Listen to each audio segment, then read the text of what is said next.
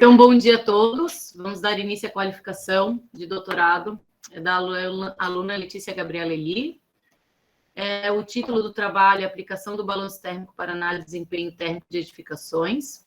A banca é composta pelo professor Eduardo Grala da Cunha, professor Davis Luiz Marinowski, professor Saulo Gutz, e temos como co-orientador o professor Roberto Lamberts. Letícia, você tem 30 minutos para apresentação. Boa sorte. Tá. Obrigada, professora. Obrigada a todos os membros da banca que estão presentes, né? Então, eu vou começar a apresentação aqui da qualificação. Eu vou começar com uma breve introdução ao tema, para que a banca e também os demais que estão aqui, que é um prazer estar aqui com mais pessoas aqui dentro, e o porquê da tese, né? Então, parte do trabalho do pesquisador, seja ele na área de mestrado, doutorado, mas com foco em desempenho térmico e eficiência energética, é buscar estratégias construtivas que aprimorem o desempenho térmico e a eficiência energética das edificações. Em geral, isso é feito, né, de uma forma que bem simplificada, falando, por tentativa e erro. Mas também podemos usar outras técnicas de parametrização, tentativa e erro, mas com técnicas de parametrização, amostragem, enfim, por Sobol, N, métodos que existem. Mas o que acontece é que a gente não consegue ver exatamente o que está acontecendo dentro da edificação. O que a gente tem é que estratégia X melhorou o desempenho térmico frente à estratégia Y. Mas por que isso aconteceu, né? Porque a gente não tem esse feeling das trocas de calor se a gente só estiver olhando estratégias e as análises, né, a simulação.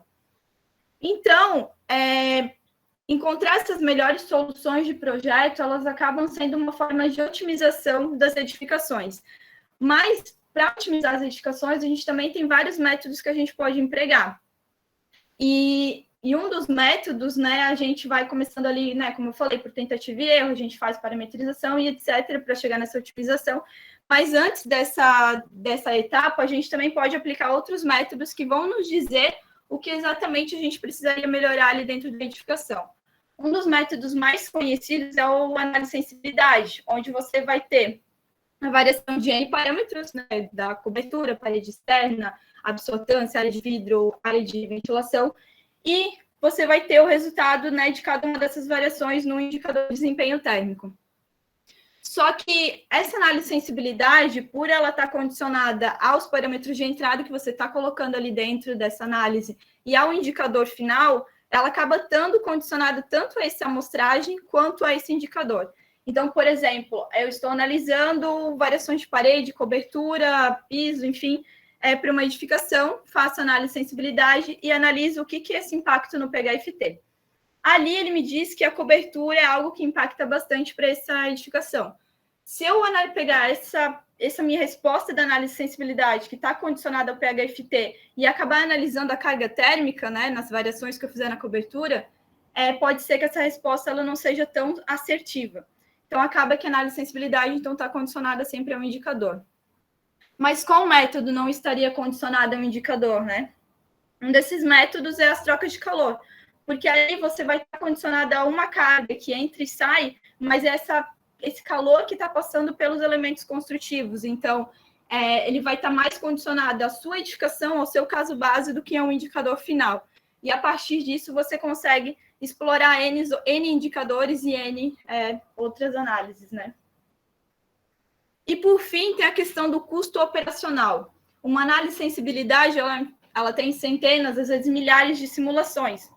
E também uma parametrização ou uma amostragem, ela também tem essas centenas e milhares de simulações. E o que acontece é que não é todo mundo que tem acesso a um computador que pode gerar essa quantidade imensa de casos. Então, será que existiria uma ferramenta que poderia auxiliar nessa tomada de decisão de projeto?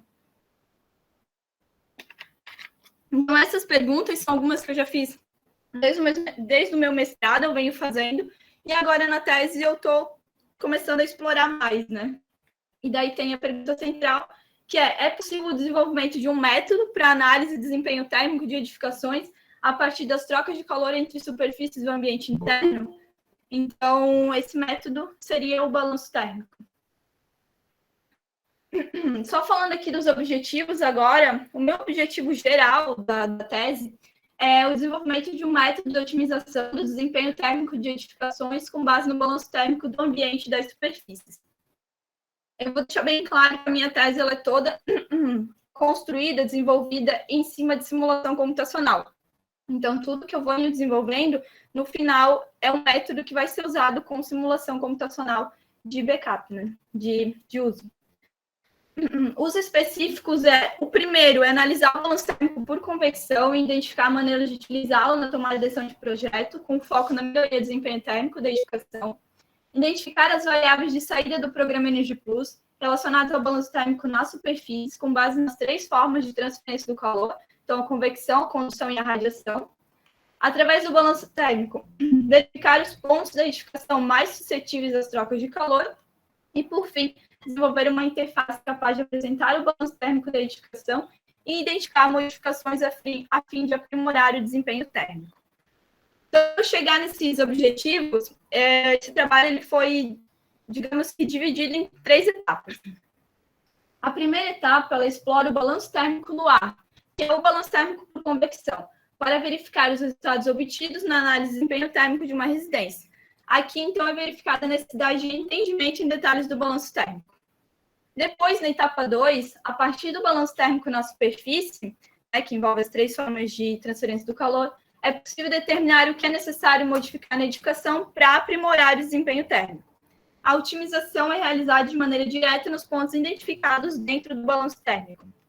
E, por fim, na etapa 3, para ampliar a utilização desse método desenvolvido na etapa 2, é necessário o desenvolvimento de ferramentas que auxiliem na aplicação do balanço térmico nas análises de desempenho térmico.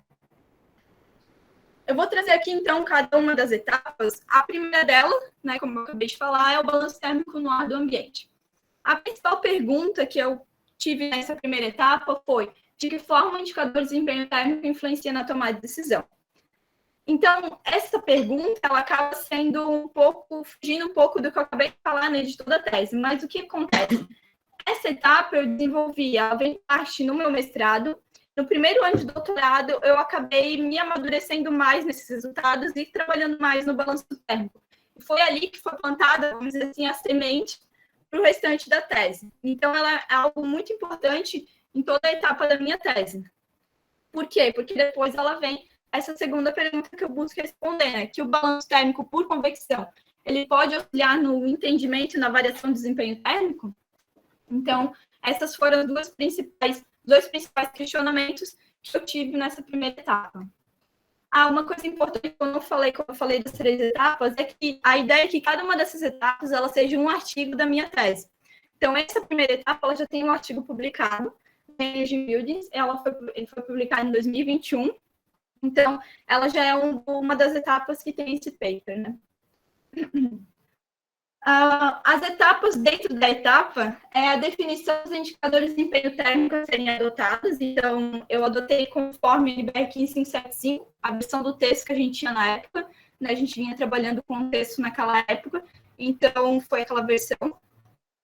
Depois, a definição da tipologia a ser adotada, a definição dos parâmetros que foram variados e a aplicação do método balanço térmico no ar do ambiente. E daí aqui só tem a referência do artigo que já está publicado. Falando um pouquinho mais de cada uma das etapas, na definição dos indicadores de desempenho térmico a serem adotados, então a gente utilizou o percentual de horas ocupadas dentro de uma faixa de temperatura operativa e a carga térmica anual, que é a mistura a junção de aquecimento e refrigeração. Depois, a tipologia que empregamos foi a tipologia representativa no nível de renda, conforme o trabalho de Triana Lambert e Sassi, de 2015. Então, ela é uma tipologia unifamiliar, térrea. As características construtivas elas foram definidas conforme a NBR 15575 e os componentes construtivos que variamos foi só as paredes externas e cobertura. Então, ela tem vidro simples, ela tem um piso com alta capacidade, enfim, ela é composta de 2 quartos, uma sala com cozinha conjugada. Depois, a gente teve a definição dos parâmetros a serem variados, e o primeiro deles foi o sistema construtivo. Não vou me prolongar aqui explicando cada um deles, mas para entender, as características térmicas que eu variei foi capacidade térmica alta, capacidade térmica baixa, transmitância térmica alta, transmitância térmica baixa, e fiz uma junção desses sistemas de forma que a gente conseguisse explorar a maior combinação possível ali, né? Depois, a gente tem os parâmetros relacionados ao comportamento do usuário, que aqui eu variei 3 padrões de ocupação, né? O primeiro, na verdade, o quarto, ele sempre foi ocupado durante a noite, né? Mas a sala que foi variada. Então, a sala, eu tenho a ocupação que começa lá de manhã e vai até a noite. Depois, eu tenho a ocupação que começa à tarde e vai até a noite, que é igual a da NBR 15575. E depois, eu tenho a ocupação somente no período noturno, das 6 às 22 horas.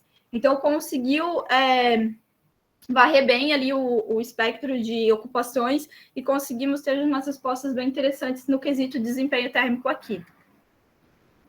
Depois a gente teve o comportamento do usuário relacionado à ventilação natural e a resfriamento do ambiente, né? Então, a gente teve a ventilação natural e a gente teve também a forma híbrida. Na híbrida, qual é o diferencial dela, né? A ventilação natural, ela tem a modelagem conforme a NBR 15575, então abre as janelas para ventilar, de acordo com alguns padrões. E depois, no híbrido, acontece que entre o ar-condicionado, quando a ventilação natural não consegue suprir ali a temperatura satisfatória. Então, e esse ar-condicionado, ele só desliga quando a ocupação termina. Então, foi uma modelagem que a gente fez através do uso de alguns objetos do EMS dentro da Energy Plus. Depois a gente tem a variação do clima, que a gente adotou a cidade de Rio de Janeiro, Santa Maria e São Paulo. E, por fim, né, a aplicação do balanço térmico no ar do ambiente, para entender todas essas trocas que estavam ocorrendo.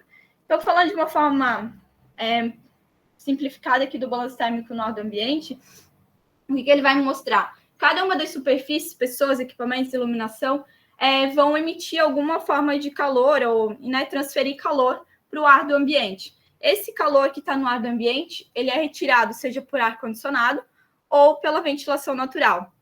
Então, sempre esse balanço, essas trocas de calor, elas vão ter um resultado igual a zero. Por quê? Porque aquilo que entra e aquilo que sai acabam se anulando e dando um resultado igual a zero. Então, a gente consegue ver nesse balanço de todo o ambiente qual que é a superfície que está emitindo mais calor, ou qual que é o equipamento, ou pessoas, enfim. A gente consegue ver exatamente o ponto. Eu não vou falar aqui dos resultados de desempenho térmico, eu vou trazer só o gráfico do balanço térmico, que eu acho que é o pertinente aqui para a apresentação. Então, nesses resultados, a primeira coisa que a gente tem que entender nesse gráfico é que no eixo Y a gente tem a carga térmica total, que é transmitida, né, de cada uma das superfícies ou equipamentos ou cargas internas para o ar do ambiente. E também o que é retirado pelo sistema de condicionamento ou pela ventilação natural. E no eixo X a gente tem as horas do dia. Então aqui é para um dia, ele é 21 de outubro. O clima é São Paulo, o comportamento do usuário é aquele igual da NBR, que eu começo a ocupação na sala à tarde, quer dizer, e vai até a noite. E minha climatização é híbrida. O que acontece aqui é que eu tenho cada uma das apps e depois eu tenho a envoltória 4 e a envoltória 5. Eu não sei se eu estou aqui explicando para o pessoal que está aqui, eu acho que não está aparecendo o mouse lá para eles, né? Então, essa daqui é a minha envoltória 4, essa daqui é a minha envoltória 5. Então, o que acontece aqui? A minha envoltória 4 e a minha envoltória 5, elas têm a mesma parede.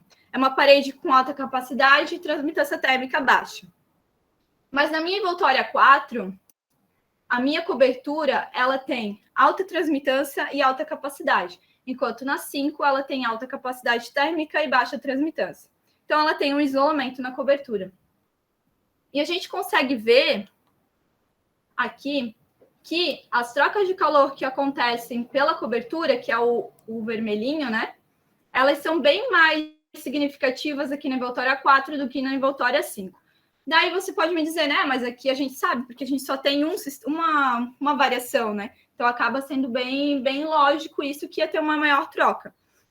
Mas além de a cobertura estar emitindo mais calor, né? Transferindo mais calor por ar do ambiente do que na 5, né? A cobertura 4. Se a gente prestar atenção também no primeiro horário de ocupação, né, que é aquele horário que ela vai tirar, um horário de ocupação é quando a pessoa abre a janela ou quando liga o ar-condicionado, né?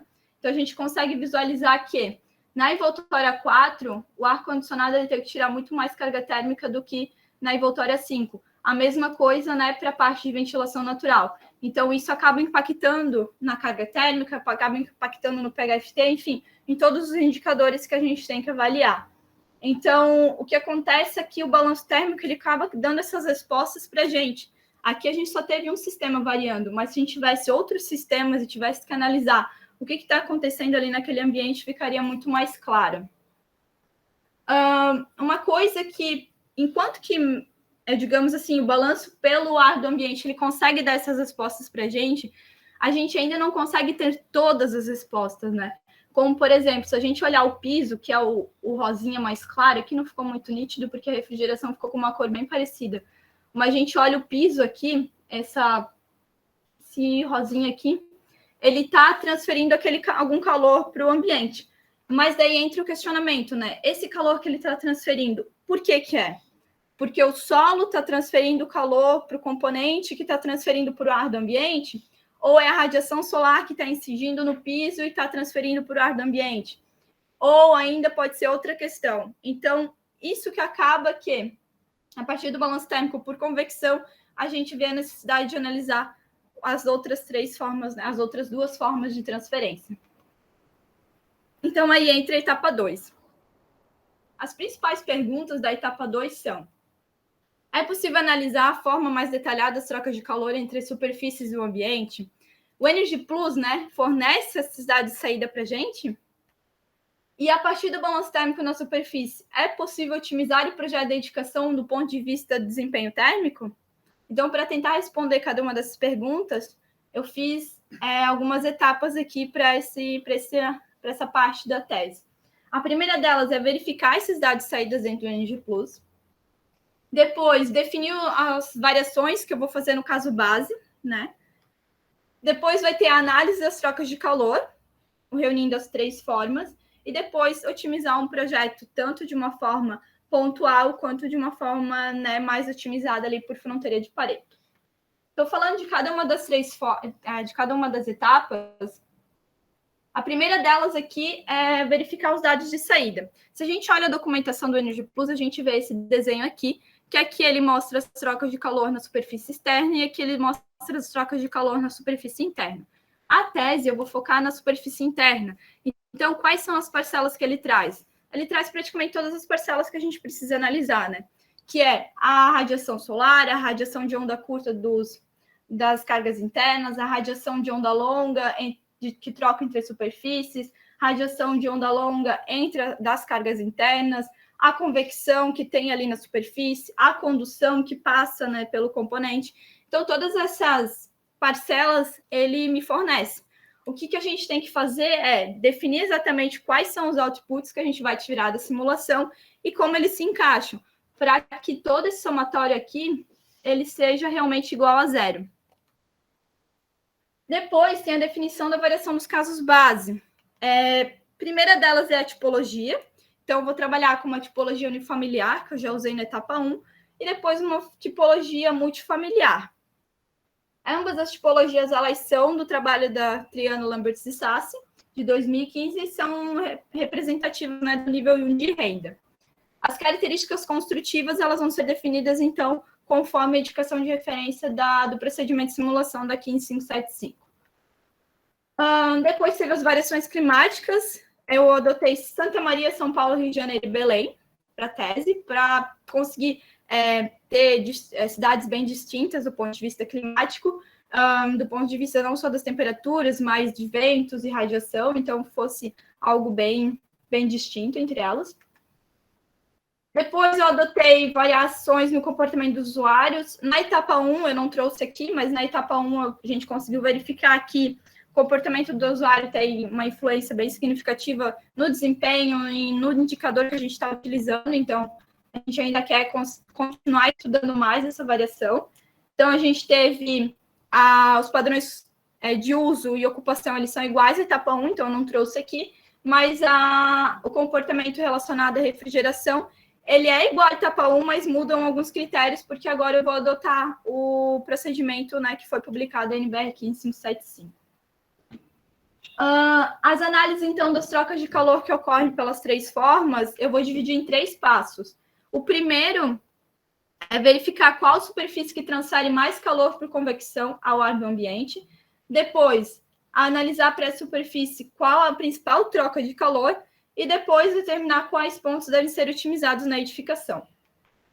Para a parte da otimização, eu trouxe aqui dois passos, vamos dizer, para essa otimização, que o primeiro é a otimização pontual, que ela é uma forma de validação do uso do balanço térmico na etapa pré-otimização, e depois a otimização via Pareto. A princípio, eu vou adotar 4 algoritmos de otimização, que eles já foram estudados ali pelo artigo de Rand, eu não vou saber dizer o nome deles certinho, mas foi estudado por um artigo, e eles foram os que tiveram a melhor performance, né? E eu vou utilizar eles aqui para conseguir identificar ali uma otimização que tenha mais casos, né? Que eu consiga varrer um campo maior de estratégias. Aqui agora eu vou começar a parte de resultados preliminares, né? Antes de eu começar a falar dos resultados preliminares, é importante citar que na literatura essa questão de usar o balanço térmico como uma etapa pré-otimização, ela já foi estudada por Ballarini e Corrado em 2012. Eles falaram sobre isso usando o balanço térmico por convecção. E eles, na verdade, eles não chegaram a otimizar o projeto, mas eles fazem uma comparação entre o balanço térmico e a análise de sensibilidade. E eles dizem que o balanço térmico ele poderia substituir uma análise de sensibilidade.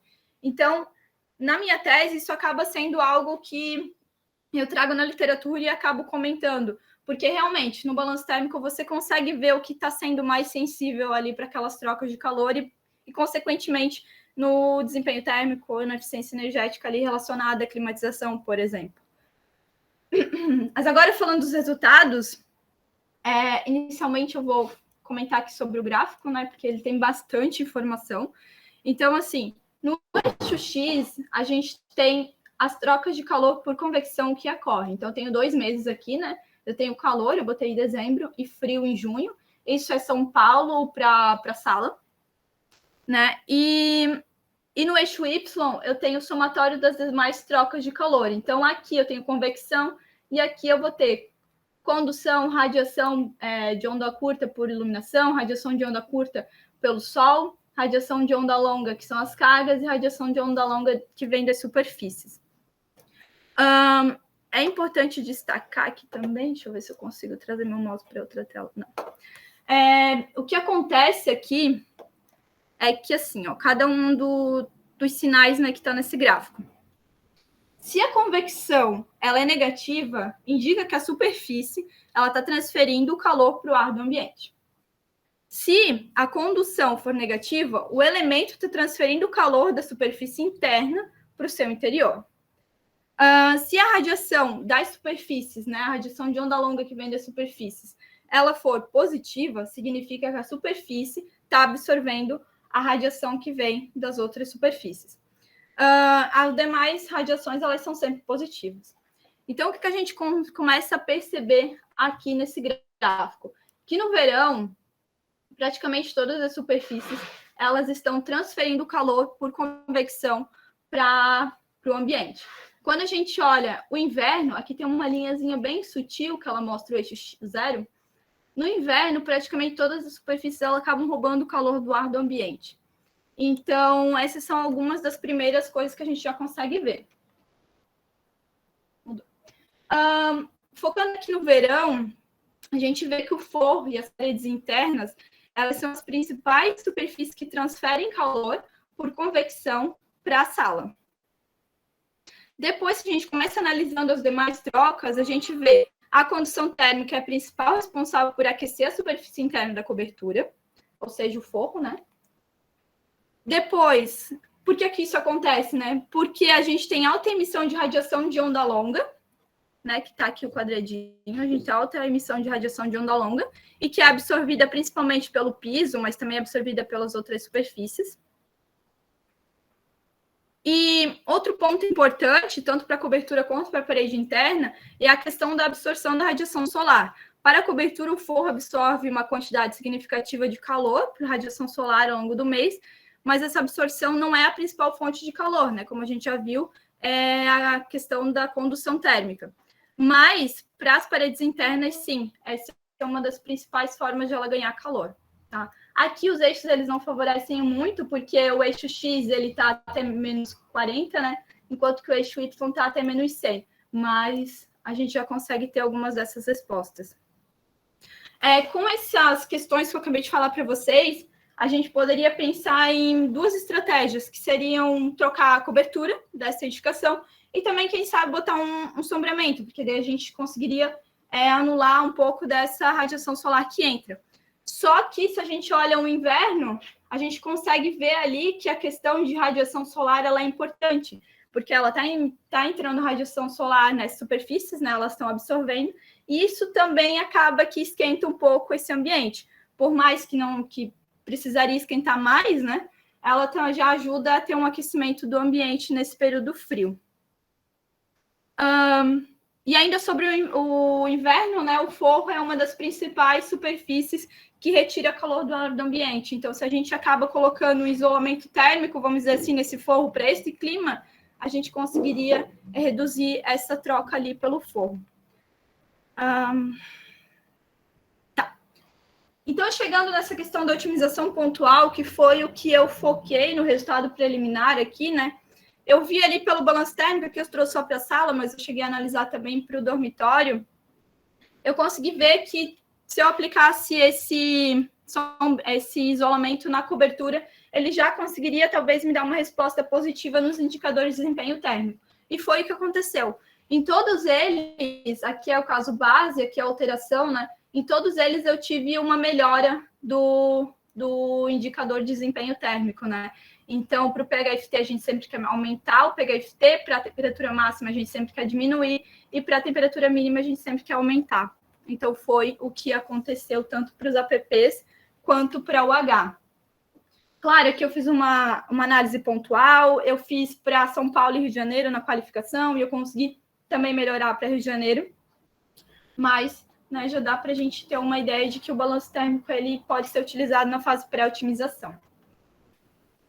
E depois tem a etapa 3, né, que com tudo isso desenvolvido, como é que a gente vai conseguir fazer esse método ser acessível a mais pessoas? Por quê? Porque a ideia é que todo esse trabalho, todo esse método, ele seja desenvolvido com scripts, e a partir desses scripts, não é todo mundo que tem o acesso a isso, né, que consegue entender. Então, se a gente tivesse uma interface, ela seria bem mais fácil das pessoas aplicarem. Então, essa etapa, ela consiste em algumas outras etapas, como as outras, né? Que a primeira é o desenvolvimento dos scripts, ainda na etapa 2. Depois, a definição da linguagem computacional e pacotes relacionados, a fim de desenvolver a interface de otimização. E, por fim, é o desenvolvimento da interface em si, né? E a aplicação, talvez, em um estudo de caso. E as conclusões e próximos passos, né? Como principais conclusões, na etapa 1, a gente consegue ver que realmente o balanço térmico no ar auxilia no entendimento de desempenho térmico, mas como eu comentei, ainda falta alguns detalhes para a gente ter uma resposta mais assertiva. Na etapa 2, nos resultados preliminares, foi possível verificar que é possível utilizar o balanço térmico como uma fase pré-otimização, e, a partir disso, né, construir todo o restante da tese. Os próximos passos, então, é identificar outros dados de saída referentes às janelas. Ainda não foi possível fechar o balanço térmico para essa superfície, né? Então, ainda ali no gráfico eu acabei não apontando isso, mas para a janela ainda é um ponto que eu preciso me mergulhar mais. Seguir com a simulação dos demais casos descritos na etapa 2, que é a tipologia multifamiliar, usuários e climas, e analisar formas de visualização dos gráficos de balanço térmico para que ficasse mais intuitivo, né? Que tem bastante informação, mas acaba não sendo intuitivo se você não tem ali uma explicação bem sólida sobre ele. Explorar as ferramentas de otimização listadas e explorar ferramentas para o desenvolvimento da interface da etapa 3. Esses são só os principais próximos passos, né? Então, aqui são algumas das referências que eu trouxe na apresentação. E o meu cronograma, né? A gente está aqui, que é a minha qualificação, e ainda tem pela frente, né? Eu pretendo publicar um artigo de revisão, então nessa revisão eu vou trazer mais, explorar mais a questão tanto de balanço térmico quanto ferramentas de otimização, que isso é algo que eu também tenho que explorar mais. Depois tem a etapa 2 do artigo, né, o artigo da etapa 2, onde eu tenho que, né, escrever a parte do método, trabalhar mais nos resultados e escrever em si o artigo, né, nesses próximos 2 anos. Depois tem a etapa 3, mesma coisa, né, a questão dos artigos ali, ao longo desses 2 anos eu vou trabalhando em cima dele. E a defesa, né, que está prevista ali para abril de 2024. Então é isso. Só falando, né, essa questão do artigo 1, ele já foi publicado aqui entre 2020 e 2021, então já é uma das etapas que já está bem sólida. Então é isso. Fechei em 30 minutos e 13 segundos. Ótimo. Obrigada. Eu sou. Para de compartilhar. Melhor parar de compartilhar, daí já ficou preto aqui, por favor.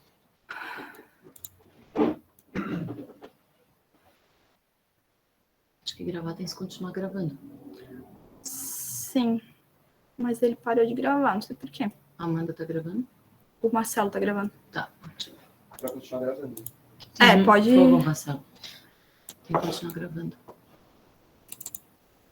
Então, primeiramente, gostaria de agradecer ao professor Eduardo Gralla, professor Saulo, professor Davis, professor Lamberts, como orientação, a todos da banca pela revisão do trabalho da Letícia. Agora vamos abrir aos comentários e eu convido o professor Eduardo Gralla para iniciar e já agradecer aí pelos comentários já encaminhado como parecerista e pelo tempo despendido aí na avaliação, professor Eduardo. Com a palavra. Obrigado, Ana Paula.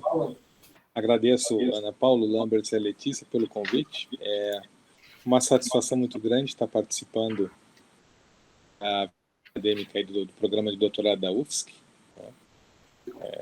Fico lisonjeado de estar participando dessa banca com colegas, né, que admiro bastante. Uma saudação também para os professores da banca, professor Saulo, professor Davis. Né? E, Letícia, vamos lá.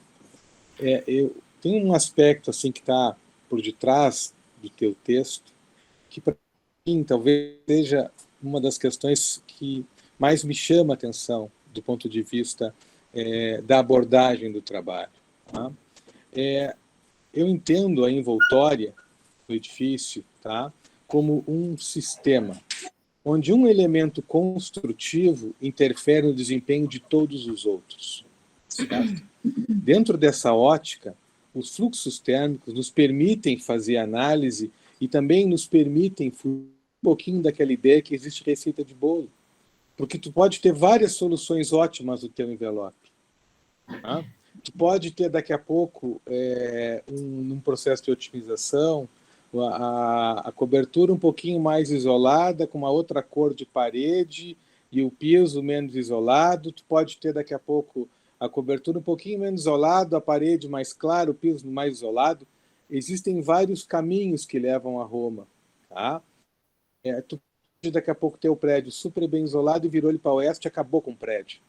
Sabe? Então, dentro dessa ótica, eu acho que um pouco dessa discussão eu sugeriria que aparecesse no teu texto, sabe? Que tu falasse um pouquinho sobre isso, porque a gente ainda talvez fique muito presa na questão da otimização dos elementos de forma isolada, muitas vezes, e essa ideia do todo, né, ela é fundamental nessa discussão.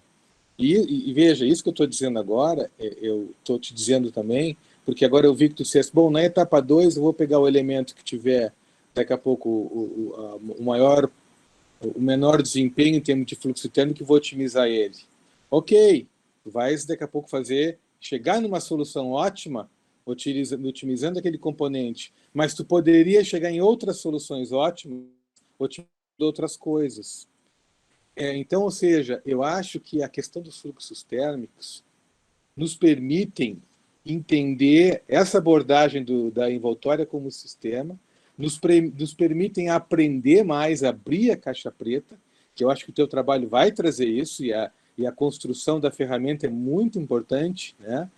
Se tu queres que mais pessoas utilizem isso, que saia do nosso âmbito aqui, isso tem que ser uma coisa bem com cara de infográfico, né, para a gente poder enxergar, e vocês fazem desenhos bem legais aí, a turma bem criativa, né?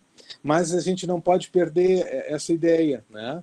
Então, eu não sei se depois no teu método, se a tua etapa 2, não é etapa 2, a etapa 2 é trabalhar a questão da convecção, da superfície, né, radiação e as trocas na superfície, mas na etapa de otimização, não ficar como depois fazer isso, né? Mas não ficar só nesse elemento.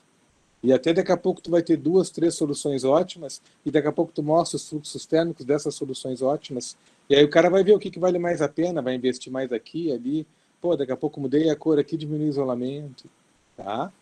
Então, eu ia te sugerir que essa discussão, assim, dessa abordagem do edifício como um sistema, mostrando outros, o edifício não, a envoltória, mostrando outros trabalhos que já foram desenvolvidos, que tu possa nortear um pouco também. Eu acho que a tua justificativa está boa, mas eu acho que entraria essa discussão que eu estou trazendo também, seria legal estar na justificativa. E até ser um objetivo específico teu. Sabe que essas coisas que eu estou te falando agora, eu me dei conta na segunda leitura depois do teu trabalho. Eu não coloquei no primeiro texto, talvez, tudo, mas são ideias ali para fortalecer o teu texto, né? Eu acho muito interessante o trabalho. Eu acho que vai ser uma contribuição bem interessante para nós que trabalhamos com simulação, e também temos dificuldade muitas vezes porque uma das etapas mais difíceis do trabalho é analisar resultados também, né? A gente conseguir interpretar esse monte de informações que a gente gera, e a ferramenta abrir fluxo térmico, abrir a simulação, ela é muito importante, tá? Então foi uma questão que eu trouxe aqui agora, a segunda leitura do teu trabalho, que eu não tinha abordado na primeira, certo? Eu tinha ali colocado alguns trabalhos que nós já fizemos alguma ferramentinha assim de pegar e abrir resultados e mostrar fluxo térmico, umas coisas bem simples assim, né? Que também podem daqui a pouco serem utilizadas e te ajudarem de alguma forma. Tem um trabalho agora, eu fui banca, tá? Eu me lembrei também agora que tu apresentava, tem que dar uma procurada, da Joyce De Carlo. A Joyce orientou um rapaz que ele fez uma análise de vários algoritmos evolutivos, tá? NSGA2, vários, tá? Nós também temos 2 artigos aí que nós andamos analisando, né? Até uma tá, só um minutinho. Davi, por favor, Davi. Desculpem. Que a gente também comparou a NSGA2 com 2 algoritmos que nós criamos. Então, tem algumas coisas legais aí que podem te ajudar, tá?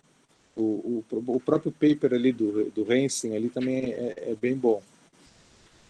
Bom, tá? Aí, aqui, então veja, como eu já tinha trazido as questões anteriormente, eu vou só trazer para ti alguma coisa que eu possa contribuir agora, tá? Nessa discussão.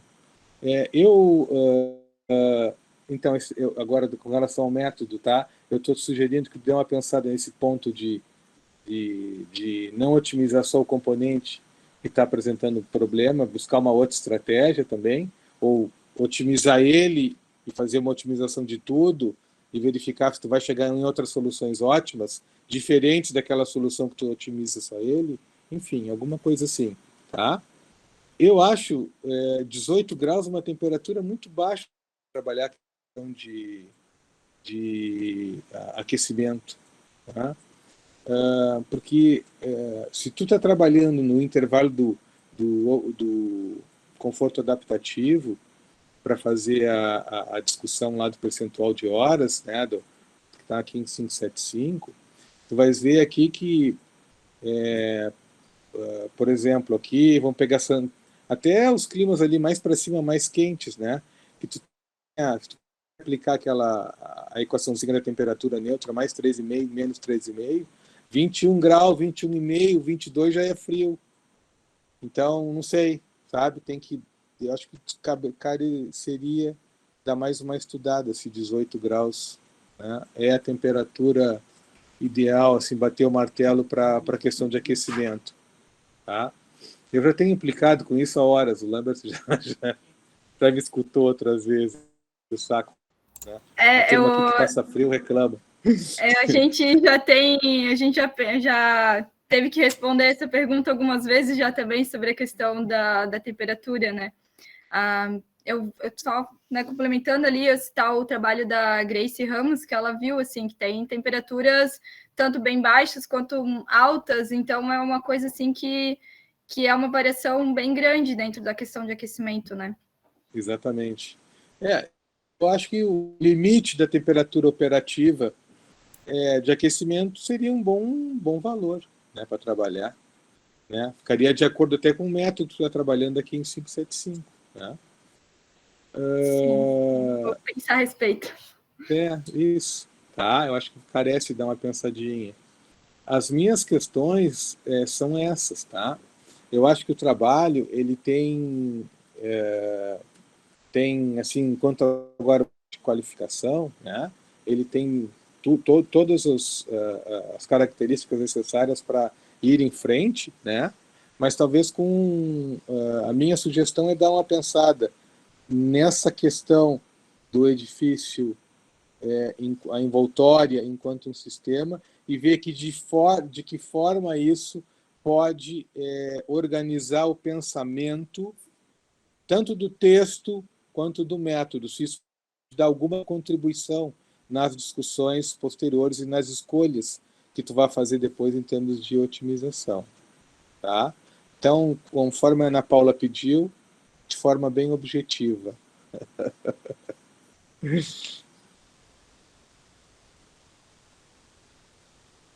Repete, Ana, que estava mutada. Obrigada, Eduardo. Se toda a qualificação fosse assim, né, a gente fosse bem no ponto realmente do que o trabalho tem a melhorar, já seria ótimo, né, para otimizar todos os lados.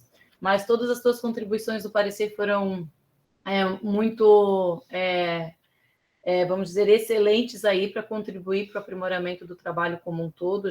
Nós já nos reunimos anteriormente com a Letícia e o professor Lamberts, e a gente já está vendo como a gente consegue melhorar com todos os seus pontos abordados no parecer, tá? Muito obrigada pelos comentários. Professor Saulo, convido você a iniciar aí as questões dos comentários do trabalho da Letícia, por favor. Tá bem, ok. Obrigado, Ana Paula. Obrigado, Letícia Lamberts, pelo convite. Sempre é bom a gente ver o que está saindo ali do grupo, né? A gente, com papel de banca aqui, ver, Letícia, se você, o tema e a estrutura que você tem é capaz de chegar a um doutorado lá no final, e se é forte o suficiente para você conseguir defender. Então, é mais até uma ajuda aí, né? Não é um julgamento agora, né? Não é um momento de julgamento. Ou para ver se o tema é muito simples e você talvez não vai ter suficiente material para defender. Mas, assim, queria dizer, eu já te conheço aí de outras disciplinas, então eu ao menos fico tranquilo pela tua capacidade, e também a gente fica tranquilo pela qualidade dos orientador e co-orientador que você tem. Então, isso deixa a gente, a banca, mais tranquila, né? E mais simples, né? A análise. Então, eu já queria dizer que, sim, é um tema que legal isso de fazer, acho que vai ajudar, né? Eu fiquei em dúvida, você vai fazer, não estava bem claro, vai ser modo artigo, então, que você vai defender? A ideia é que lá em abril de 2024 eu apresente os artigos ali como a defesa, né? Tá, não, legal, acho que isso é bem legal, isso e aí a civil aí acho que está na frente, né, dos outros cursos aí de estimular aí, de ter de modo artigo, acho que é o caminho mesmo, né? O texto está bem escrito, só assim, tire o acento de fluidos, a gente fala fluidos, mas não tem acento, é o único reparo ali que eu veria ali no texto, tá? Dúvidas que eu tive, padrão de ocupação mudou com a pandemia, por questão de home office e tudo mais, tanto que estamos aí, né, vários aqui em casa, né? Isso você acha que vai afetar o que já tem das análises de padrão de ocupação? Eu sei que mudou esse padrão de ocupação, já teve, acho que até saiu o artigo aqui do Lab sobre isso, mas ali eu tenho um dos padrões de ocupação, ele está em casa o dia inteiro, né? Então, ele não está num dormitório, vamos dizer assim, mas ele está na sala. Então, ele começa a ocupação da sala às 8 da manhã e vai até às 22 horas. Então, eu acho que ali ele já acaba pegando também essa questão da quarentena, né? Uhum. Do home office, enfim, né? Sim. Então, quando a gente faz uma análise, e é o que você fez, e legal de utilizar a fronteira de Pareto e tudo mais, acho que tá tudo bem estruturado, né? Essa questão do padrão de ocupação, o quanto isso você acha que vai afetar na tua análise de desempenho? Isso é um fator que você tem que colocar no gráfico? Sim, então, a ideia é que cada uma dessas variações, ela seja um caso base. Então, esse caso base, eu vou analisar os fluxos ali. O que eu vi na minha etapa 1, que eu também já trabalhei com diferentes ocupações, foi que sim, o meu padrão de ocupação, ele vai mexer no indicador lá no final. Por quê? Porque, por exemplo, ele vai conseguir abrir para ventilar às 8 da manhã. Então, ele já vai ter um resfriamento ali daquele ambiente desde as 8 da manhã. Então, à tarde, ele vai precisar ligar o ar-condicionado num horário mais à frente, né? Então, quando você tem uma ocupação às 2 da tarde, ela já está recebendo radiação solar desde as 8, né? Dependendo da orientação, claro. Então, ele já vai estar um ambiente mais aquecido. Então, o pico, né, de temperatura ali dentro vai ser diferente, vai ligar o ar-condicionado, enfim. Então, a gente consegue começar a visualizar as interações que tem o usuário com o ambiente ali devido a esse padrão de uso, né? E na etapa 1, que foi ali aquele primeiro artigo, a gente conseguiu ver também que essas variações, ela acaba variando também qual é o sistema construtivo e, digamos, eu não ia falar melhor, mas melhor é algo muito subjetivo, né? Mas digamos que tem um PHFT melhor ou uma carga térmica menor. Então, a gente consegue começar a visualizar ali por essas questões de ocupação. E eu acho que, né, como você viu ali, impacta bastante, né? Se você tem só ocupação noturna, só diurna, você pode ter um padrão de identificação bastante diferente, né, de um de outro, né? Como é que... bom, a questão... Bom, vou passando aqui, tá meio pulando aqui. Uma questão de originalidade, né, que a gente procura no trabalho de doutorado. A gente sabe que a análise de fluxo já houve, né?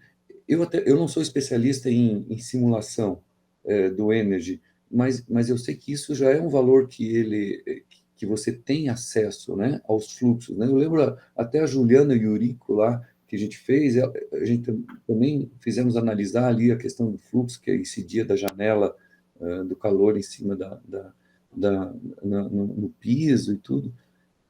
O que você vê de originalidade ali? Então, aqui dentro, tem a minha orientadora que trabalhou com balanço térmico, né?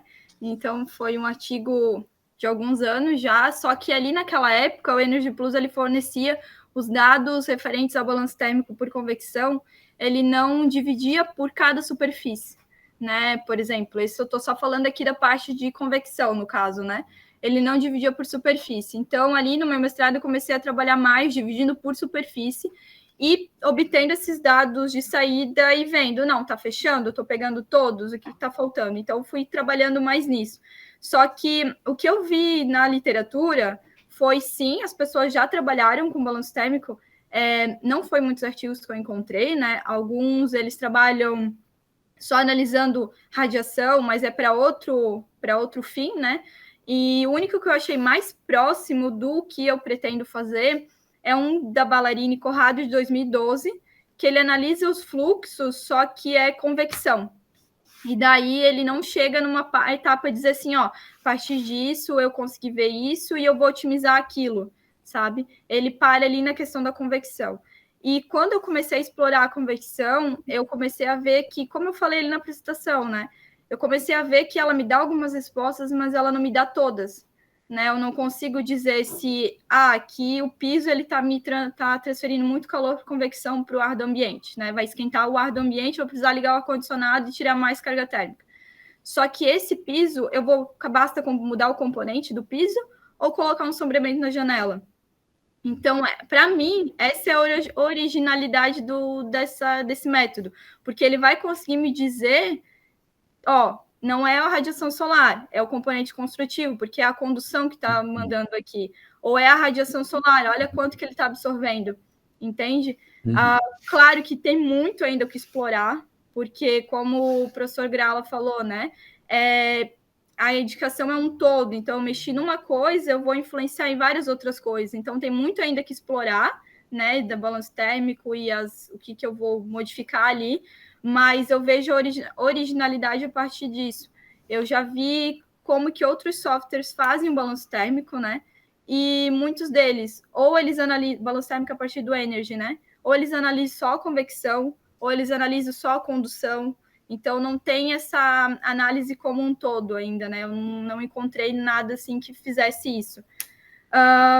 E sim, tem alguns trabalhos que olham os fluxos que acontecem nas janelas, enfim, como o professor mesmo mencionou, mas eu acho que, pelo menos até onde eu já cheguei na literatura, eu não encontrei nenhum que analisasse como um todo, assim, né?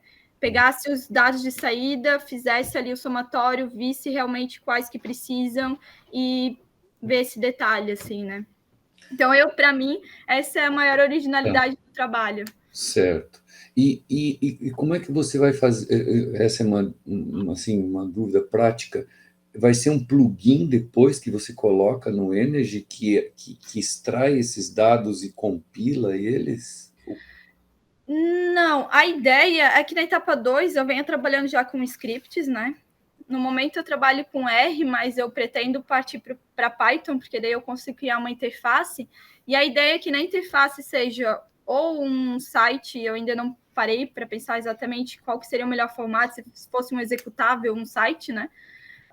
Mas entrasse ali, a pessoa fizesse o upload dos dados do IDF, no caso, eu pensei idealmente, né? Do IDF, porque daí ele vai conseguir ver, né? Quais são as superfícies, o que é parede externa, o que é parede interna, o que é cada ambiente, e a partir disso ele já coloca os outputs que precisa e já dá o gráfico de balanço, né? E a partir disso otimiza o que faz. Então, essa é a ideia, que a pessoa colocasse o IDF. Porque, assim, não é algo trivial, assim, tu obter esses outputs, né? Tu tem que ter todos os outputs, linkar ali em cada lugar certo. Então, eu penso já ter todo esse trabalho por trás, através dos scripts, que eu vou ter que executar no meu método mesmo, né? Isso dá trabalho. Você tem que pensar que isso, até fazer funcionar isso, não é tão simples assim. Dá. E outro, assim, como o Eduardo falou, a apresentação dos resultados, né? Ali tem todos os resultados possíveis ali, impossíveis, né? A análise desses resultados, eu vou confessar assim, eu tive dificuldade para entender o gráfico quando você coloca lá a figura 14, por exemplo, que coloca ali com tudo, né? Eu acho que você deveria apresentar, já no teu artigo, trabalho final, um pouco por partes. Pegar, por exemplo, tem muita informação ali, que inclusive com a paleta de cores ali, até você teve dificuldade de ver ali na tua apresentação, então, eu não sei, teria que repensar isso de uma maneira de apresentar isso de uma forma um pouco mais por partes. Então, escolhe uma superfície, quase um caso exemplo, de como a pessoa vai analisar e ler ali aqueles resultados, e tira fora aqueles que não são tão importantes e deixa só uma ou duas superfícies, de alguma maneira que consiga avaliar melhor. Eu assim, olhando, tive uma certa dificuldade em extrair fisicamente o que cada coisa estava influenciando ali. Talvez vocês, claro, já estão habituados ali, já já pega. Eu confesso assim, não tive muito tempo ali quando fui pegar os resultados, mas não foi muito simples.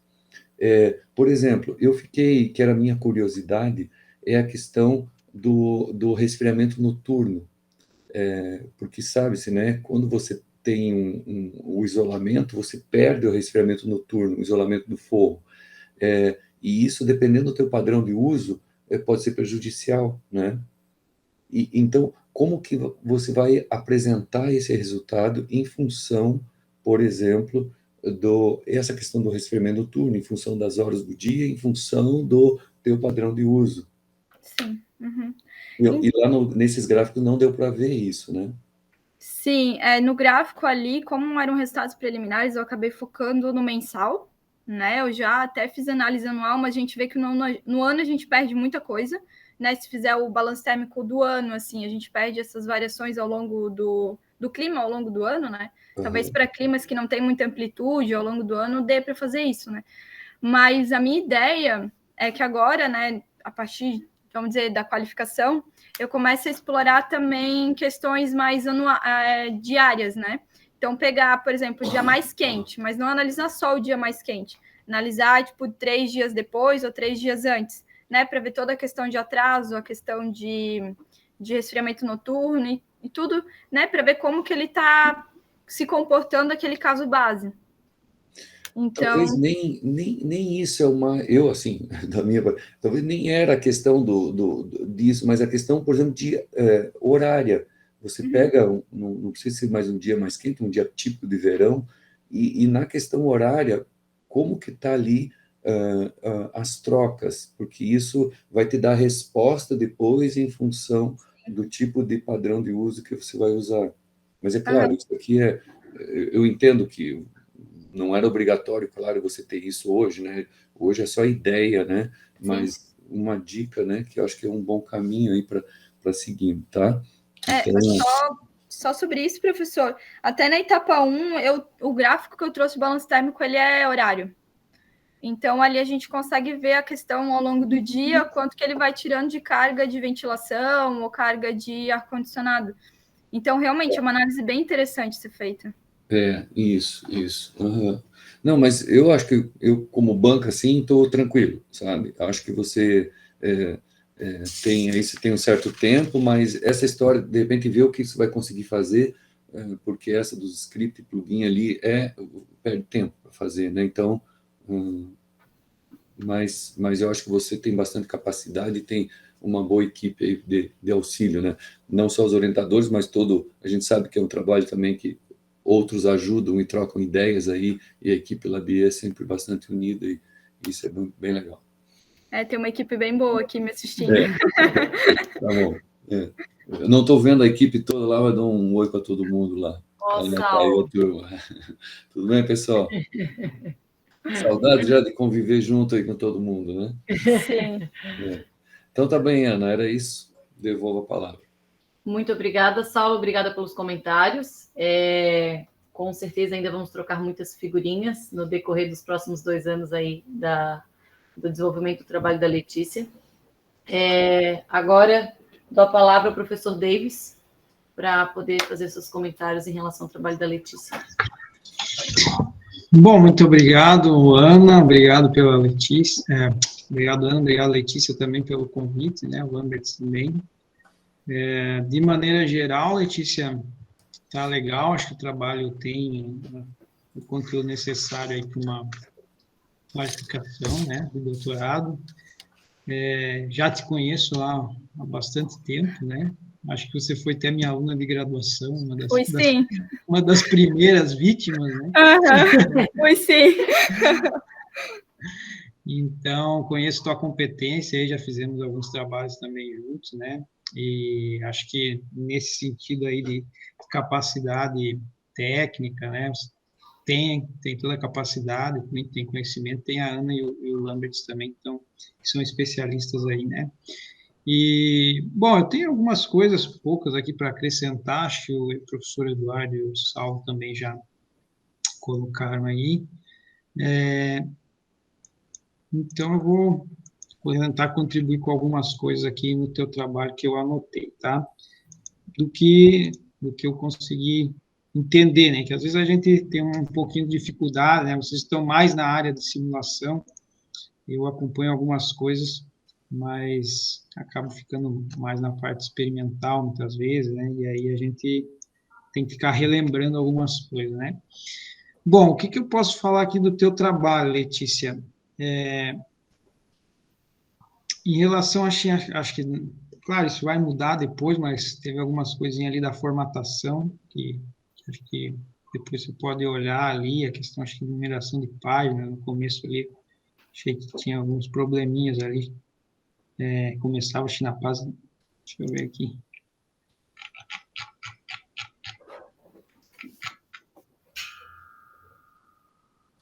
O resumo já estava na página 15, depois você dá uma olhada, mas acho que é alguma coisa de...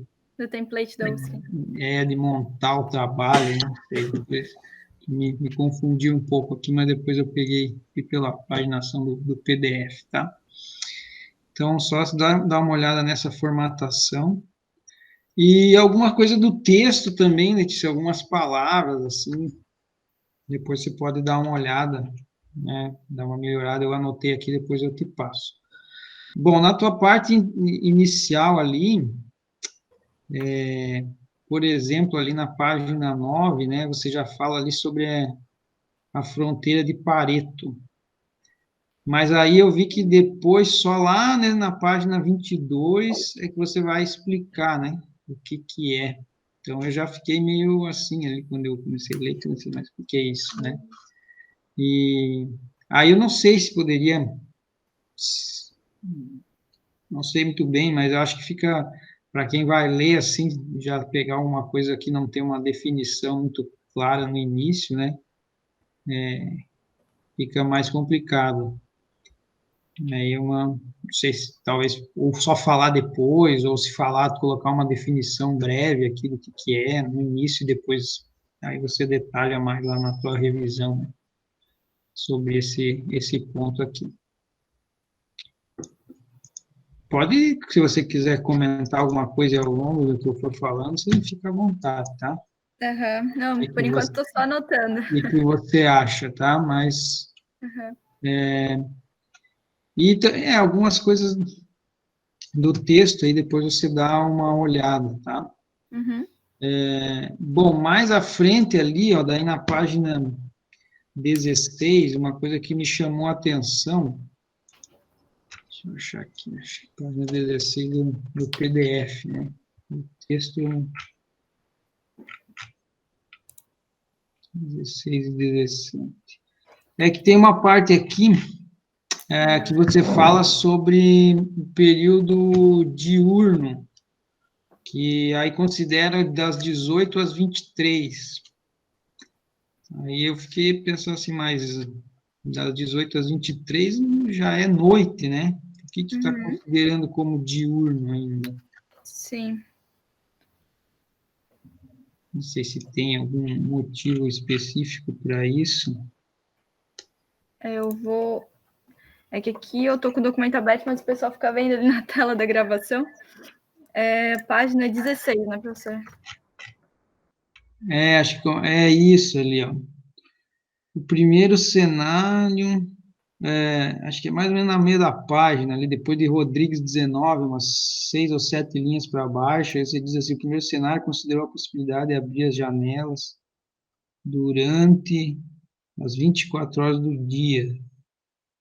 O segundo, a abertura possível entre 18 e 23, ou seja, durante o período diurno. Ah, foi erro. Sim. Tá. Então tudo bem. Então é noturno mesmo, não é diurno, né? Eu pensei noturno. que tinha alguma coisa ali que... Não, foi erro na digitação. Tá. Não, então beleza. Mais adiante ali também, aí nesse mesmo, seguindo nesse teu texto, aí, acho que é na página 19 ali. Ali também, quando você começa a falar sobre um indicador ali, né? Um TDI. Então, aí tem um TDI e tem um TBI aí. Também não consegui, não sei se eu não entendi direito, se são duas coisas diferentes, porque não sei se você encontrou ali, acho que é o segundo parágrafo da página 19, que aí você define a Sim, sigla TDI, daí diz que é o TDIB, né, que é o Building, e depois tem o outro que é o Building Site, né? Site. Mas depois daí tem o TBI, também é digitação ou é outra coisa aqui? Provavelmente foi digitação, porque é tudo TDIB, e daí só o que muda é o que tem site. Ah, então tá. Então dá uma olhada aqui, porque eu acho que ficou meio confuso aqui. Já teve duas, Sim, é só isso. já teve uns 3 ou 4 índices, porque é uma hora TDI, TBI. Então tá. Bom, essa parte inicial, acho só isso, umas questões ali do texto mesmo. E aí eu também fiquei pensando que você coloca que vai fazer um paper de revisão, né, Letícia? Mas a tua revisão, mas não vai ser só essa parte aqui que você colocou de referencial teórico, né? Não, vou explorar mais. Ah, tá. Porque achando que aqui é meio pouco, né, para paper de revisão, né? Então, tá. Depois, mais adiante, lá já na página 33, acho que não está para 3 ainda.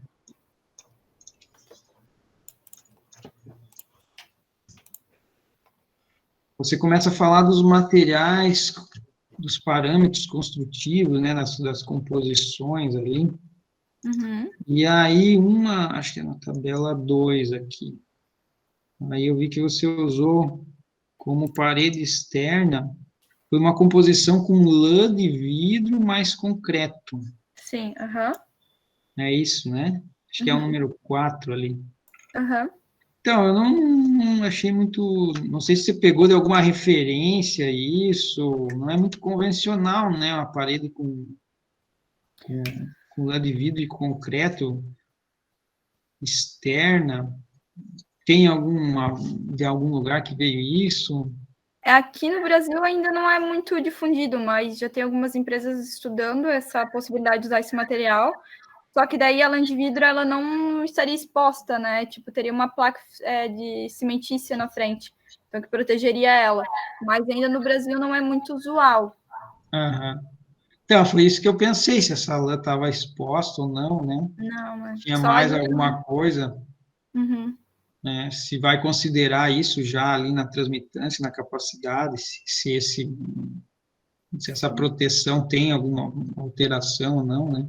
É bem pequena a alteração dela, é porque ela tem uma espessura bem pequena. Porque as outras, por exemplo, as outras lá tem uma placa cimentícia na frente, né? E aquela ali não tem, isso que me chamou mais atenção, né? Sim. Mas aí você dá uma pensada se vai manter assim mesmo ou pegar porque não vai ser a realidade, né? Essa parte aí, professor, ela já está, é o paper que está publicado, né? É o paper que está então, publicado, não tem mais o que fazer. Para alterar ali, ó. Mas para a etapa 2, se eu for utilizar esse componente, daí eu já penso em adicionar ali, né? Tá. Então, beleza. Aí, mais à frente aqui, na página 41, acho que eu tô aqui. Na página 41, daí você mostra aquele gráfico ali dos resultados, né? Acho que é a figura 8, PHFT, e a carga. E aí, ali, eu não sei se está meio pequeno aqui, mas não tem carga de aquecimento, né? Não, é bem pequena a parcela do aquecimento. É praticamente quase zero, né? Em Santa Maria parece uma pequena, assim, bem fininho, vamos dizer assim, né? Perto da carga de refrigeração, ela é praticamente nada, assim. Tá. Não sei se passou batido aqui para mim, mas não sei se você comentou isso aqui no texto. Já faz um tempo que eu li, já eu não acho mais. Eu acho que nesse texto ali, como eu botei bem simplificado, eu não cheguei a comentar tanto. Mas porque eu não trouxe o paper completo, né? Eu achei que ficaria muito maçante trazer ele completo ali. Então, eu não sei se eu cheguei a comentar ali no texto que está na qualificação. Mas no paper eu sei que eu comentei. No paper já está. Então, tá bom. Sei que tem mais uma coisinha de texto, depois eu te passo. Bom, aí, mais adiante, já na etapa 2, né? Quero ver aqui, ó, na página 54. Página 54 do PDF, tá? Não, da numeração lá, acho que é 62. Aí você fala ali as variações dos parâmetros climáticos, você coloca que são 5 cidades, mas só tem 4, né, Letícia? Sim, é que inicialmente eram 5, e daí eu só não troquei. Qual que era a outra cidade que saiu fora? Era São Luís. Por que vocês acabaram tirando uma cidade assim? Porque na página ali do artigo não, da Quali, eu coloquei a temperatura, os ventos e coloquei radiação. E quando a gente olhou os ventos em São Luís, em uma das orientações, o vento era nulo em um período ali. Então, eu não vou entrar sem certeza aí né, que desse problema ali no arquivo climático, ou talvez foi até a minha, quando eu tirei, né, os estados, não posso dizer que foi só o EPW, e então a gente preferiu tirar. Tá. Então foi por causa disso. Mas o perfil de temperatura era diferenciado em relação às outras cidades, né? Porque Isso, é porque... a ideia aqui, que eu entendo, é que se pegou cidades bem diferentes, né? Isso, porque ele é ZB8 igual Belém, né? Só que Belém, se olhar a temperatura, ele praticamente o ano todo é naquela mesma variação. Mas São Luís, ele tem umas variações diferentes, assim. Tá. Não, tudo bem, só essa questão. Né? Aí, deixa eu ver o que mais que eu tenho anotado aqui.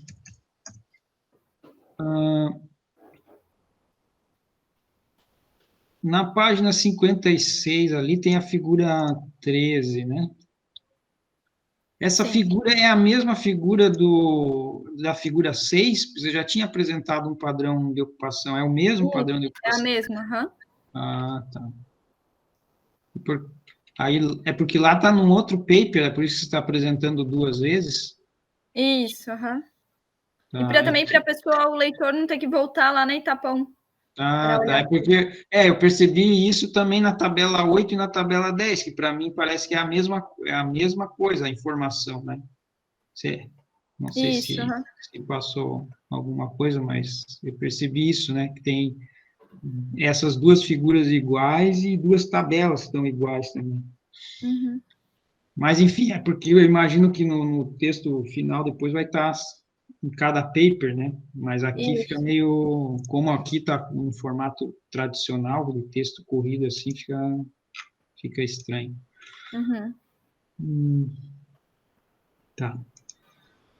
Deixa eu ver o que mais aqui.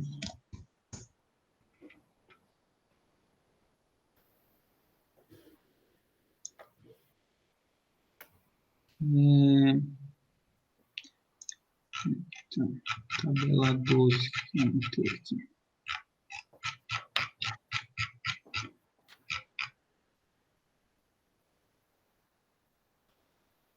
Eu ia te sugerir aqui nessa tabela 12, se dá para colocar um delta T. Deixa eu chegar na tabela 12. Resultados? Não. Está na página 62, acho que é. Não, da etapa. Entendi, o delta T ali na variação dos indicadores, né? Isso. Né? Não... Talvez pudesse colocar complementar essa tabela aí, tá? Uma sugestão.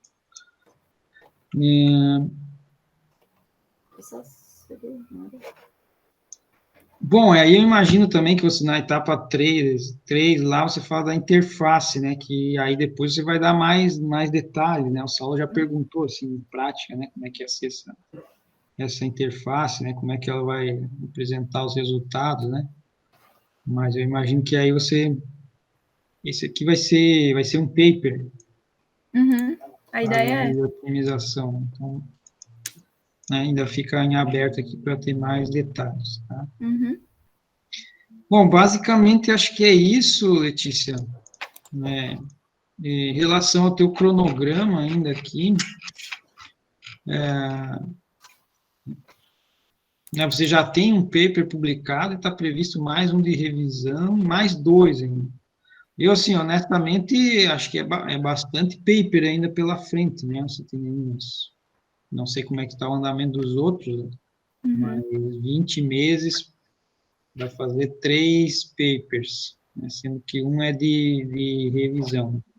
Acho que talvez nem precisasse esse de revisão, né? Assim, tô dizendo pensando na questão de execução do trabalho, né? Não sei, questão do tempo, como é que vocês estão organizados para isso, mas acho que né, assim, que eu tenho visto, às vezes o pessoal promete muita coisa na qualificação e vamos ver se vai conseguir chegar lá, né? Porque fazendo o mínimo, já a gente muitas vezes já fica satisfeito. Acho que o que o programa está exigindo são 2 papers, né? Você já está propondo 4, né? Então, não sei, aí você fica para pensar com a Ana, mas, assim, para mim, como avaliador, né, talvez esse paper de revisão nem precisaria aqui, né? Porque não sei quanto tempo você vai gastar nisso, né, e até porque o trabalho já passou do teu tempo aí já mais da metade, né? Normalmente o paper de revisão vem primeiro, né? Então, aí fica para vocês pensarem, né? Uhum. Mas eu acho que está bem encaminhado, né? Já tem um artigo publicado, que já é bem importante, né? E é isso. Agradeço aí a oportunidade, parabéns e boa sorte aí no trabalho aí para você, para a Ana, para o Saulo também, para o Lamberts também. Tá bom? Obrigada, professor. Obrigada, Davis. Obrigada pelos comentários. Professor Lamberts, gostaria de comentar algo? Da Letícia, eu acho que não precisa, né? Ela já demonstrou sapiência aí nas defesas que apresentou. É só um alerta geral, porque já que estamos falando de arquivos climáticos, né? É bom a gente mencionar que ela está usando aí o TNY 2017 ou 2018 e que o Rainer descobriu severos problemas nesse lote aí. E é bom todo mundo migrar para os 2021, né?